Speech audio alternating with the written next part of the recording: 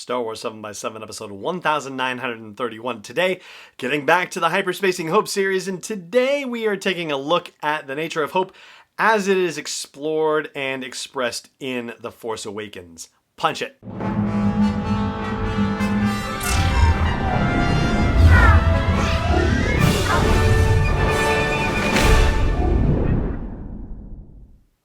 Hey Rebel Rouser, I'm Alan Voivod and this is Star Wars 7x7. Thank you so much for joining me for this episode. The thing of The Force Awakens is that it's still kind of difficult for me to look at this movie without noticing the meta of the movie, right?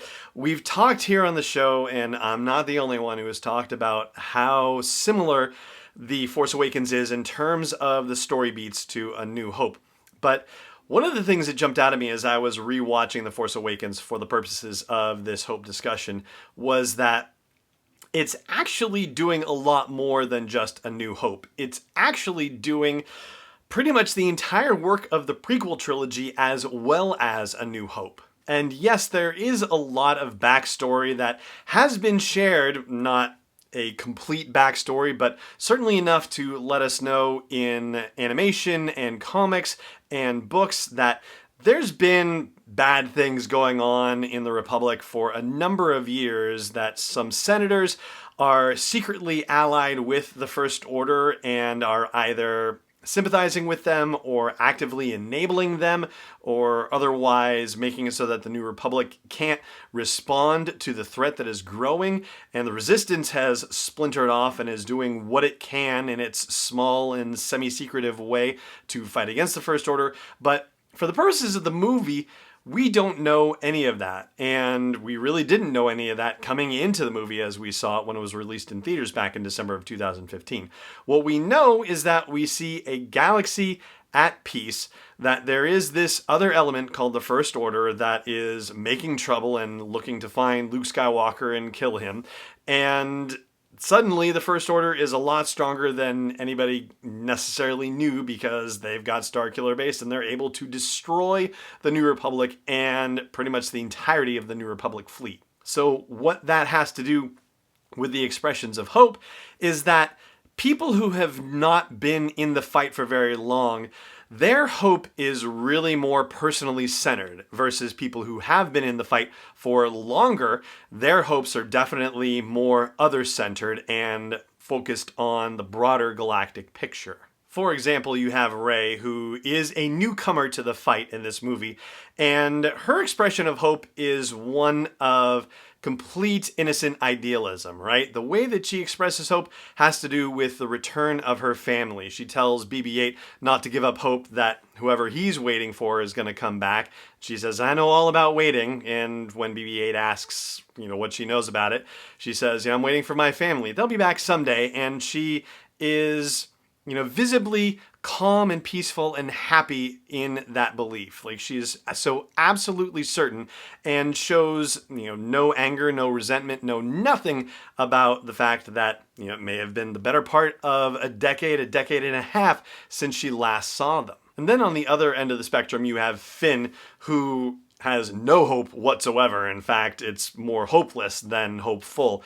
He's been in the First Order for quite a while, and so on the one hand, that doesn't necessarily describe him as being new to the fight, except for the fact that, as he describes it in the movie, the encounter on Jakku, where he was ordered along with other stormtroopers to kill all those villagers where Lorsan Tekka was hanging out, that was his first actual engagement. And it's not really the case because in the Before the Awakening collection of novellas, he had previous engagements, and this was basically his, last attempt at getting it right before Phasma put him in for reconditioning, which obviously she did in the movie. He didn't follow through with it. But be that as it may, the way that he talks about it in The Force Awakens is that this is the first time that he was asked to actually kill on their behalf and that he just couldn't do it.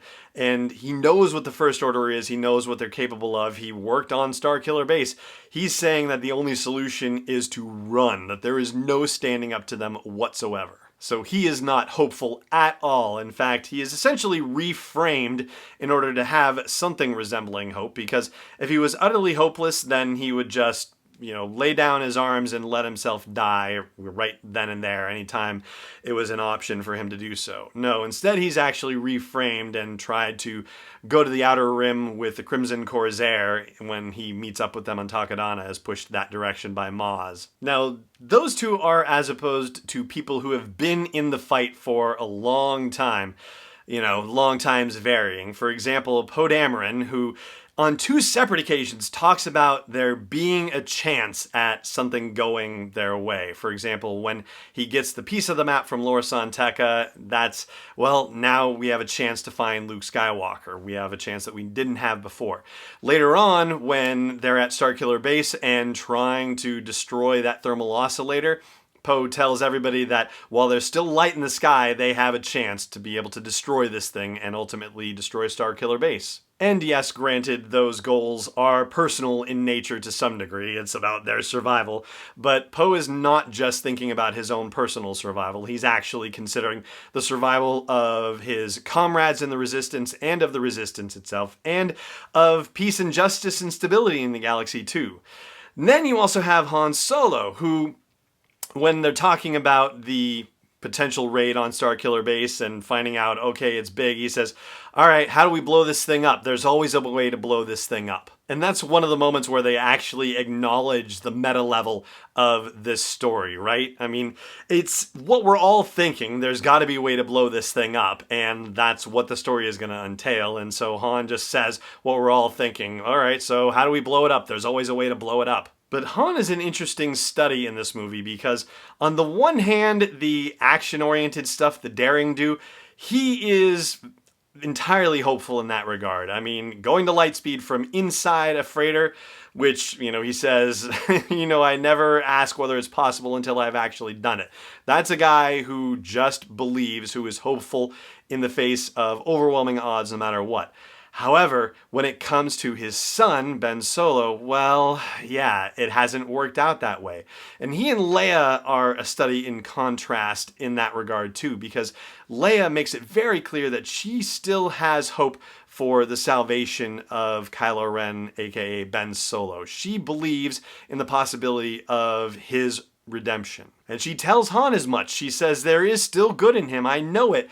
And Han can't believe it, or doesn't believe that it's going to be possible to actually touch that goodness in him. And, Leia says, if you see our son, please bring him back. So Han's actions in The Force Awakens, when he goes out on that bridge to meet his son, I don't see hope in that action. I see a man who is doing what the right thing to do is. And there's nothing wrong with that per se. It's just a different way of operating. It's not operating with hope. In fact, it's kind of a trans hope situation. Like, it goes beyond hope or hopelessness or anything like that. He just knows that the right thing to do is to face Ben, Kylo, in that moment, come what may. And there's another expression of hope that is similar to that, but as opposed to being a personal one, it's a much more global one, and I will share that one with you after the break. Stay tuned. Hey Rebel Rouser, I've made some changes to the asteroid belt level at patreon.com/SW7X7, and they are all with sponsors in mind. So if you want to get the word out about your business, your product, your service to a dedicated Star Wars audience, then please check out patreon.com/SW7X7 and look for the asteroid belt level for details. Again, that's patreon.com/SW7X7. Welcome back. So that other expression of hope that essentially goes beyond hope, it's trans hope, it transcends hopefulness and hopelessness entirely, is given to us by Maz Kanata when she talks about the conflict against the dark side and that she's seen it across the years, that it was the Sith and then it was the Empire and now it's the First Order, and their duty is to face it and to fight it. And as expressed, it doesn't matter whether you're hopeful in the fight or hopeless within the fight. That's why I say it goes beyond hope. It's trans hope, if you will. It just matters that you fight it when you see it. And again, this is a much broader galactic perspective on things compared to the very personal way that Han faces that situation when he meets Ben Solo on that bridge on Starkiller Base. But there is a way to read hope into Maz Kanata's statement as well. And that is the fact that Maz has been alive long enough to see the Sith and then the Galactic Empire and then the First Order, which means that she's seen bad times and she's seen good times. And incidentally, that means I guess she has to be more than 1,000 years old, because that's how long ago it was that the Sith were in charge. So that is kind of crazy.